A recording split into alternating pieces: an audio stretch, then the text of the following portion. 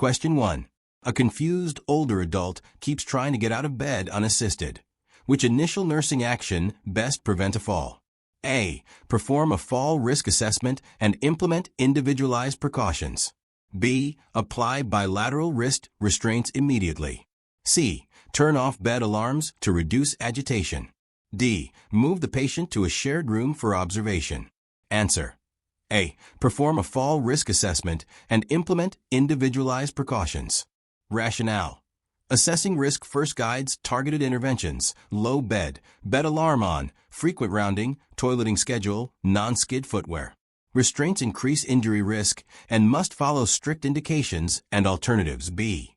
Disabling alarms removes a key safeguard. C. Room changes without a plan do not address specific risks. D. Question 2. Before administering insulin, which action is the safest to prevent a medication error? A. Verify the patient's identity using 2 identifiers. B. Ask the family to confirm the dose. C. Administer if the patient verbally agrees. D. Skip the double check for high alert meds when busy. Answer. A. Verify the patient's identity using 2 identifiers. Rationale. 2 identifiers, name, DOB, MRN, ensure the right patient, critical for high alert meds like insulin. Family verification is unreliable and not a standard. B. Verbal agreement alone is insufficient. C. Skipping independent checks for high alert meds increases error risk. D. Question 3. A nurse enters a room with soiled hands after removing gloves. What is the most appropriate next step? A. Perform hand hygiene with soap and water. B. Place new gloves over soiled hands.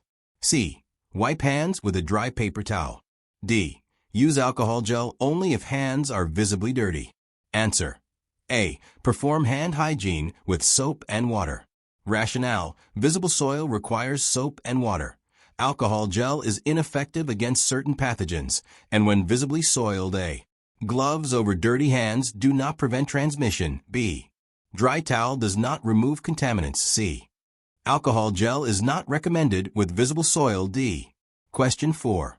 When moving a bariatric patient from bed to chair, which action best supports safe patient handling? A. Use a mechanical lift with adequate trained staff. B. Ask the patient to ambulate independently. C. Pull the patient by the arms with 2 nurses. D. Encourage the family to help lift. Answer. A. Use a mechanical lift with adequate trained staff. Rationale. Mechanical lifts reduce musculoskeletal injury and patient falls. Ensure correct sling and sufficient trained personnel. A. Independent ambulation may be unsafe. B. Pulling by arms risks injury. C. Family assistance without training is unsafe. D. Question 5. A bedside cardiac monitor alarm is sounding. What is the safest priority action? A. Assess the patient immediately to determine clinical status. B. Silence the alarm and continue charting. C. Disable alarms to reduce false positives. D. Wait for the monitor tech to call. Answer. A. Assess the patient immediately to determine clinical status. Rationale. Alarm response begins with patient assessment. Treat the patient, not just the monitor. Silencing or disabling alarms delays detection and risks harm. BC. Waiting defers responsibility in an urgent situation. D. Question 6. A nurse discovers a near miss where the wrong antibiotic was prepared but not given. What is the best action? A. Report the near miss through the safety event system. B. Ignore it since no harm occurred. C. Blame the pharmacy for the mix-up. D. Document only in the progress note. Answer. A. Report the near miss through the safety event system. Rationale. Reporting near misses enables system learning and prevention. Just culture supports transparency. A. Ignoring blocks improvement. B. Blame undermines safety culture. C. Progress notes alone won't reach quality systems. D. Question 7. Which action prevents wrong patient errors when collecting lab specimens? A. Confirm 2 patient identifiers and match to the label at the bedside. B. Label tubes back at the nurse's station. C. Ask the roommate for the patient's name. D. Use room number as a second identifier. Answer. A. Confirm 2 patient identifiers and match to the label at the bedside. Rationale. Bedside labeling with 2 identifiers reduces mislabeling risk. A. Central labeling increases mix-ups. B. Roommates are not reliable identifiers. C. Room number is not an approved identifier. D. Question 8. Which intervention most effectively reduces catheter-associated urinary tract infection (CAUTI) risk? A. Remove the catheter as soon as it is no longer clinically necessary. B. Increase bag emptying frequency only. C. Keep the catheter for convenience of intake or output. D. Disconnect tubing for patient mobility. Answer. A. Remove the catheter as soon as it is no longer clinically necessary. Rationale. Early removal decreases infection exposure. A. Frequent emptying is helpful, but insufficient alone. B. Convenience is not an indication. Unnecessary catheters increase risk. C. Disconnections introduce pathogens. D. Question 9. Before giving potassium chloride, IV, what is the safest verification step? A. Confirm it is diluted and use an infusion pumper policy. B. Push the dose rapidly to save time. C. Mix with dextrose and give IM. D. Administer without checking recent labs. Answer. A. Confirm it is diluted and use an infusion pumper policy. Rationale. IV KCl must be diluted and controlled to avoid arrhythmias. Verify rate, concentration, and recent potassium or renal labs. A. Rapid IV push is contraindicated. B. IM KCl is unsafe. C. Skipping labs increases harm risk. D. Question 10. Which action best reduces pressure injury risk in an immobile patient? A. Reposition at least every 2 hours with skin assessment. B. Keep heels directly on the bed for stability. C. Limit moisture barriers to prevent maceration. D. Avoid nutritional screening to reduce tasks. Answer. A. Reposition at least every 2 hours with skin assessment. Rationale. Scheduled repositioning and skin checks prevent pressure injuries. Include heel offloading and moisture management. A. Heels should be offloaded, not pressed. B. Moisture barriers help prevent breakdown. C. Nutrition screening is essential. D. Question 11. A pre-op patient states a penicillin allergy. What is the safest immediate nursing action? A. Hold ordered ampicillin and notify the provider. B. Administer the antibiotic and monitor closely. C. Ask the patient to sign a waiver. D. Remove the allergy band to avoid confusion. Answer. A. Hold ordered ampicillin and notify the provider. Rationale. Penicillin class cross-reactivity warrants holding the drug and clarifying allergy details or alternatives. A. Giving despite allergy risks anaphylaxis. B. Waivers do not replace clinical judgment. C. Removing bands increases error risk. D. Question 12. In a room with wet floors and frayed cords, what is the safest first step? A. Remove or tag faulty equipment and place a caution sign, then notify facilities. B. Continue use until a replacement arrives. C. Wipe the floor and ignore the cords. D. Ask the patient to avoid walking. Answer. A. Remove or tag faulty equipment and place a caution sign, then notify facilities. Rationale. Hazard control includes isolating unsafe equipment, warning signage, and prompt reporting. A. Continued use risk shock or falls. B. Partial fixes ignore electrical risk. C. Telling patients to avoid walking is not a control measure. D. Question 13. During medication reconciliation, which discrepancy demands immediate clarification? A. A home med listed as daily but ordered bid in hospital. B. A vitamin not ordered in hospital. C. A PRN med not used since admission. D. An OTC med discontinued per policy. Answer. A. A home med listed as daily but ordered bid in hospital. Rationale. Frequency changes can cause toxicity or underdosing. Must reconcile with prescriber. A. Vitamins or OTCs may be intentionally stopped. Not urgent if not clinically critical. BD. PRN non-use is not a discrepancy. C. Question 14. Which delegation by an RN to an experienced UAP is appropriate for fall prevention? A. Instruct UAP to implement hourly rounding and report changes. B. Delegate assessment of orthostatic hypotension. C. Ask UAP to decide when to remove restraints. D. Have UAP create the fall prevention plan. Answer. A. Instruct UAP to implement hourly rounding and report changes. Rationale. UAP can perform routine tasks, rounding, toileting assistance, with RN oversight. RN retains assessment or plan responsibility. A. Assessment and clinical judgments are RN roles. B, C, D. Question 15. A nurse misprogrammed a PCA pump dose. The patient is stable. What is the safest next step? A. Stop the PCA, assess the patient, notify provider, and file an incident report. B. Adjust quietly and avoid documentation. C. Apologize and continue therapy without changes. D. Remove the pump to hide the error. Answer. A. Stop the PCA, assess the patient, notify provider, and file an incident report. Rationale. Immediate patient safety, transparent reporting, and corrective action uphold just culture and prevent recurrence. A. Concealment undermines safety. B, C, D. Question 16. Which action most effectively reduces CLABSI risk during central line dressing change? A. Use sterile technique and chlorhexidine for skin antisepsis. B. Wear clean gloves and alcohol wipes only. C. Change dressing only when visibly soiled. D. Allow tubing to rest on unsterile surfaces. Answer. A. Use sterile technique and chlorhexidine for skin antisepsis.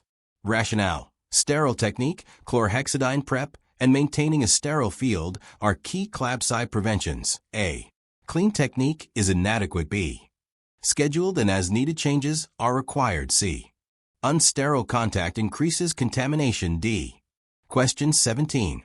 A patient with dementia wanders at night. What combined strategy best prevents injury? A. Low bed, bed alarm, night lighting, and scheduled toileting. B. Sedative at bedtime for all nights.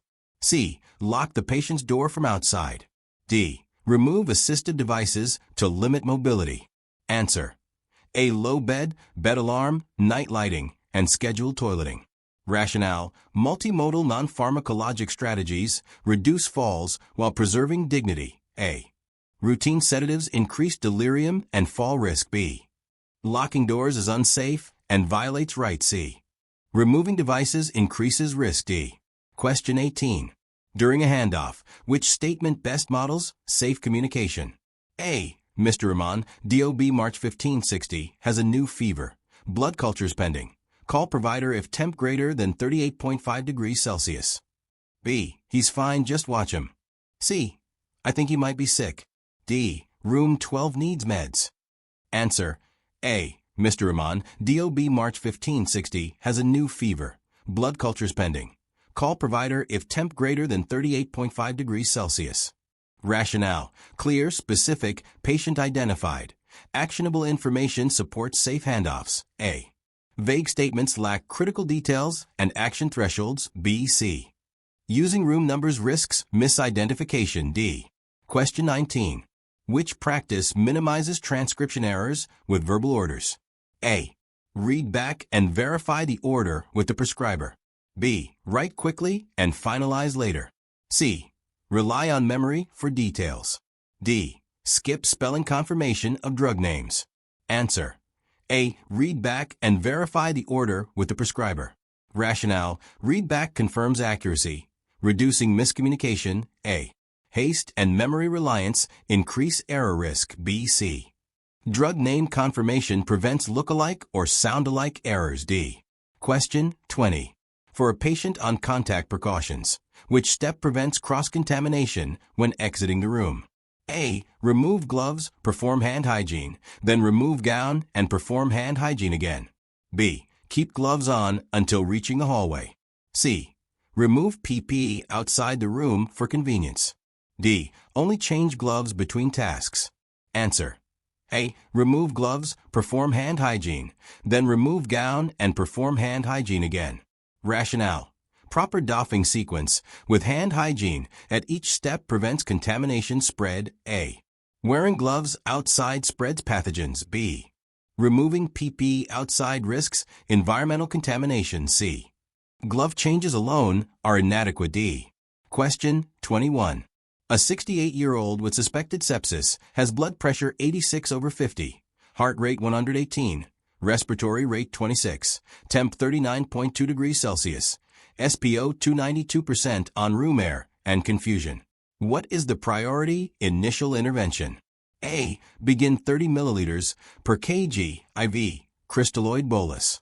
B. Start broad-spectrum antibiotics after review of prior cultures. C. Apply oxygen via nasal cannula at 2 liters per minute. D. Obtain CT scan to identify the source. Answer. A. Begin 30 milliliters per kg IV crystalloid bolus. Rationale. Hypotension and altered mentation indicate septic shock. Immediate fluid resuscitation. 30 milliliters per kg isotonic crystalloid is the priority to restore perfusion. Antibiotics are urgent, but follow hemodynamic stabilization, ideally after obtaining cultures. Delaying fluids risks worsening shock. Oxygen may be needed, but does not address perfusion first. CT can wait until the patient is stabilized. Question 22. Before administering empiric antibiotics for suspected sepsis, which action best supports antimicrobial stewardship while maintaining timely care? A. Obtain 2 sets of blood cultures from separate sites. B. Delay antibiotics until culture results return. C. Give narrow-spectrum antibiotics to reduce resistance. D. Start antifungals empirically with antibiotics. Answer. A. Obtain 2 sets of blood cultures from separate sites. Rationale. Drawing appropriate cultures before antibiotics improves pathogen identification and stewardship without delaying therapy, which should be started promptly after cultures. Waiting for results delays life-saving treatment. Narrow spectrum may be inappropriate without a known organism. Empiric antifungals are not routine unless specific risk factors are present. Question 23. A patient in septic shock remains hypotensive after 30 milliliters per kg fluids. MAP is 58 millimeters of mercury. What is the next best intervention? A. Initiate norepinephrine infusion. B. Increase crystalloid bolus to 60 milliliters per kg. C. Start dopamine for renal perfusion. D. Administer IV hydrocortisone immediately. Answer. A. Initiate norepinephrine infusion. Rationale. Persistent hypotension after adequate fluids indicates vasopressor need. Norepinephrine is first line to target MAP greater than or equal to 65 millimeters of mercury. Excess fluids risk overload without benefit. Dopamine increases arrhythmia risk and is not preferred. Steroids are reserved for refractory shock after vasopressors and fluids fail. Question 24. Which finding most strongly suggests early tissue hypoperfusion in sepsis? A. Serum lactate 4.2 mol per liter. B. Hemoglobin 13 gram per deciliter. C. WBC 9000 per microliter. D. Sodium 138 mol per liter. Answer. A. Serum lactate 4.2 mol per liter. Rationale. Elevated lactate indicates anaerobic metabolism and hypoperfusion, guiding resuscitation and risk stratification. Normal hemoglobin, WBC, within reference, and normal sodium do not reflect perfusion status. Question 25. For a febrile patient with suspected sepsis, which nursing action optimizes antibiotic timing and diagnostic yield? A. Draw cultures, then administer antibiotics within 1 hour. B. Give acetaminophen before cultures to reduce fever. C. Start antibiotics, then draw cultures within 3 hours. D. Obtain urine culture only, as blood cultures are less useful. Answer. A. Draw cultures, then administer antibiotics within 1 hour. Rationale. Cultures prior to antibiotics maximize pathogen identification. Timely antibiotics within an hour reduce mortality. Antipyretics don't replace the need for cultures and can mask symptoms. Delayed cultures after antibiotics reduce yield. Blood cultures are essential in suspected sepsis. Question 26. A patient with pneumonia and sepsis has rising oxygen needs and increasing work of breathing. What is the nurse's priority? A. Notify provider for early airway assessment and possible escalation. B. Increase IV fluids to improve oxygen delivery. C. Encourage incentive spirometry hourly. D. Switch to oral antibiotics to reduce IV complications. Answer. A. Notify provider for early airway assessment and possible escalation. Rationale. Worsening respiratory status warrants prompt escalation, for example, high-flow oxygen, non-invasive ventilation, or intubation, to prevent respiratory failure. Fluids do not treat hypoxemia directly. Incentive spirometry is supportive but insufficient in acute deterioration. Oral antibiotics are inappropriate in unstable patients. Question 27. Which set of orders aligns with the sepsis bundle within the first 3 hours? A. Measure lactate. Obtain blood cultures. Start broad-spectrum antibiotics. B. Start DVT prophylaxis. Order echocardiogram. Begin tube feeding. C. Schedule daily weights. Order chest physiotherapy. Begin PT consult. D. Administer PRN diuretics. Monitor intake or output. Limit IV fluids. Answer. A. Measure lactate. Obtain blood cultures. Start broad-spectrum antibiotics. Rationale. Early bundle elements include lactate measurement, cultures prior to antibiotics, and prompt broad-spectrum therapy. The other sets do not constitute core early sepsis bundle actions and may be secondary or unrelated. Question 28. A patient in septic shock on norepinephrine has cool extremities and a MAP of 62 millimeters of mercury. Urine output is 10 milliliters per hour. What additional intervention is most appropriate? A. Add vasopressin to support MAP. B. Start a beta blocker to lower heart rate. C. Restrict fluids to prevent edema. D. Begin hemodialysis immediately. Answer. A. Add vasopressin to support MAP. Rationale. Vasopressin is an adjunct vasopressor in refractory septic shock to help reach MAP greater than or equal to 65 millimeters of mercury and improve perfusion. Beta blockers are not routine in acute septic shock. Fluid restriction may worsen hypoperfusion. Dialysis is indicated for severe AKI with criteria, not solely oliguria in shock without further evaluation. Question 29. Which assessment best screens for high risk of poor outcome at the bedside using QSOFA? A. Respiratory rate greater than or equal to 22, altered mentation. SBP less than or equal to 100 millimeters of mercury. B. Temp greater than or equal to 38.0 degrees Celsius. Heart rate greater than or equal to 100 beats per minute. WBC greater than or equal to 12,000 per microliter. C. MAP greater than or equal to 70 millimeters of mercury. SpO2 greater than or equal to 94%. Urine greater than or equal to 0.5 milliliters per kg per hour. D. Platelets greater than or equal to 150,000 per microliter. IN are less than or equal to 1.2. Bilirubin less than or equal to 1 milligram per deciliter. Answer. A. Respiratory rate greater than or equal to 22, altered mentation. SBP less than or equal to 100 millimeters of mercury. Rationale. QSOFA uses respiratory rate, altered mental status, and systolic blood pressure to identify patients at risk of poor outcomes outside the ICU. The other sets reflect SIRS criteria or general stability markers, not QSOFA. Question 30. In suspected urosepsis with indwelling urinary catheter, which nursing action supports source control? A. Replace the urinary catheter with a new sterile catheter. B. Clamp the catheter to measure bladder pressure. C. Increase oral fluids to flush bacteria. D. Avoid manipulating the catheter to reduce contamination. Answer. A. Replace the urinary catheter with a new sterile catheter. Rationale. Catheter exchange removes biofilm and reduces bacterial load while maintaining drainage.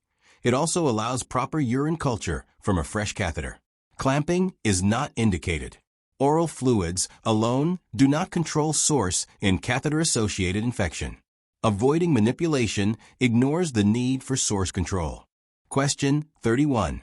Which laboratory trend most strongly suggests disseminated intravascular coagulation (DIC) in sepsis? A. Falling platelets and prolonged point INR. B.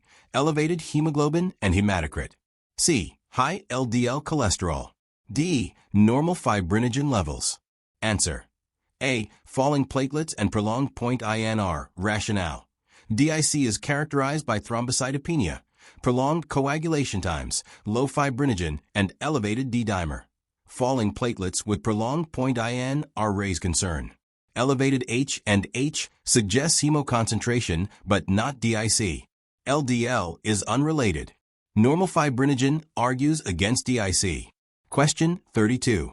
A 42-year-old with septic shock remains hypotensive despite norepinephrine at moderate dose and fluids. Extremities are warm, bounding pulses, and wide pulse pressure. What type of shock physiology is most prominent? A. Distributive vasodilatory shock. B. Obstructive shock. C. Cardiogenic shock. D. Hypovolemic shock. Answer. A. Distributive vasodilatory shock. Rationale. Warm extremities and wide pulse pressure suggest vasodilation typical of distributive shock, septic. Obstructive and cardiogenic shock typically present with cool extremities and low output. Hypovolemia improves with fluids and lacks vasodilatory signs. Question 33.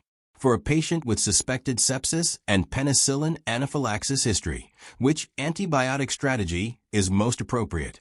A. Initiate non-beta-lactam broad-spectrum coverage tailored to source. B. Administer high-dose penicillin with antihistamines. C. Avoid antibiotics until allergy testing is completed.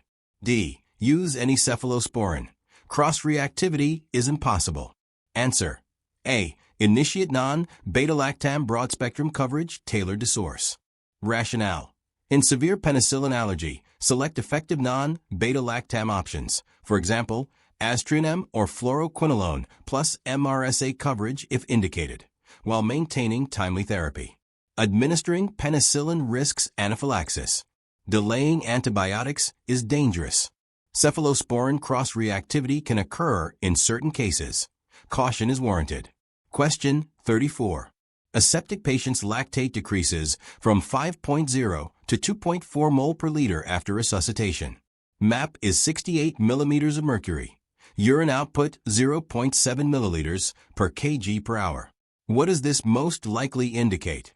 A. Improved tissue perfusion with effective resuscitation. B. Worsening shock requiring more fluids. C. Liver failure causing low lactate. D. Laboratory error requiring repeat test only. Answer. A. Improved tissue perfusion with effective resuscitation. Rationale. Lactate clearance suggests improved perfusion when accompanied by stable MAP and adequate urine output. Worsening shock would increase lactate. Liver failure typically elevates lactate, not lowers it. No evidence indicates lab error. Question 35. What is the best nursing action to prevent central line associated bloodstream infection in a septic patient requiring vasopressors? A. Perform chlorhexidine skin antisepsis and maintain a sterile field during insertion. B. Use povidone iodine without sterile technique to reduce cost. C. Flush the line hourly with heparin regardless of protocol. D. Change the central line daily to prevent biofilm. Answer. A. Perform chlorhexidine skin antisepsis and maintain a sterile field during insertion. Rationale. Maximal sterile barrier precautions and chlorhexidine antisepsis reduce CLABSI risk. Povidone iodine is less effective and sterile technique is essential. Heparin flushing is not standard for infection prevention. Routine daily line changes increase risk without benefit. Question 36. Which parameter best guides titration of vasopressors in septic shock? A. Maintain MAP greater than or equal to 65 millimeters of mercury. B. Keep SBP greater than or equal to 150 millimeters of mercury. C. Achieve heart rate less than or equal to 70 beats per minute. D. Target SpO2 of 100% on room air. Answer. A. Maintain MAP greater than or equal to 65 millimeters of mercury. Rationale. MAP greater than or equal to 65 millimeters of mercury is the standard perfusion target to ensure organ blood flow in septic shock.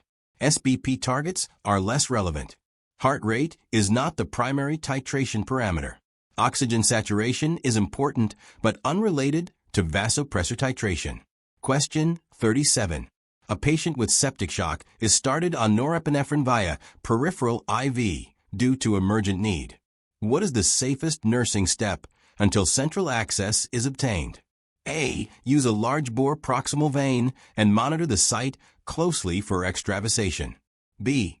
Place the infusion in a hand vein with a small catheter to protect arteries. C. Stop the infusion until a central line is placed. D. Rotate the IV site every hour to reduce risk. Answer. A.